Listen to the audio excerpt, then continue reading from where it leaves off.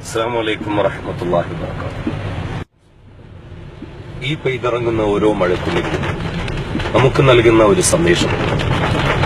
നമുക്ക് ഓരോരുത്തർക്കും പടച്ചതമ്പുരാന്റെ അനുഗ്രഹം എന്നോണം അവന്റെ കാരുണ്യമായി നമ്മുടെ മേൽ വർഷിപ്പിക്കപ്പെടുന്ന ഈ മഴത്തുള്ളി ഭൂമിയിലേക്ക് പെയ്തിറങ്ങുന്ന മഴത്തുള്ളികൾക്ക് സമാനമാണ്, അല്ലെങ്കിൽ അതിനേക്കാൾ ഏറെയാണ് നമ്മുടെ പാപങ്ങളെങ്കിൽ പോലും നാഥനായ തമ്പുരാൻ അതെല്ലാം പുറത്തു തരാൻ സജ്ജനായി കരുണയോടുകൂടി നമുക്കായി കാത്തിരിക്കുകയാണ്.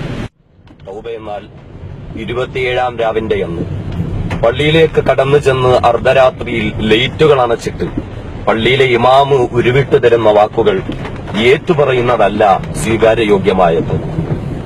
നാഥനായ തമ്പുരാന്റെ മുന്നിൽ നിന്റെ വീടിന്റെ ഒരു ഭാഗത്ത് ഒരു ചെറിയ മുസല്ല വിരിച്ച് ജീവിതത്തിൽ ഇന്ന് വരെ സംഭവിച്ചുപോയ ചെറുതും വലുതുമായ തെറ്റുകുറ്റങ്ങൾ ഓർത്തിട്ട് ഒരു തുള്ളി കണ്ണുനീർ നമ്മുടെ കണ്ണുകളിൽ നിന്ന് വന്നാൽ അതിന്റെ പേരിൽ ഒരു പശ്ചാത്താപം, ഒരു വിഷമം നമ്മുടെ ഹൃദയത്തിൽ നിന്ന് ഒരു തേങ്ങലായി, ഒരു വികാരമായി, ഏറ്റവും കുറഞ്ഞത് ഒരു രോമാഞ്ചത്തിന്റെ രൂപത്തിലെങ്കിലും പുറത്തേക്ക് വന്നാൽ അതാണ് തൗബ.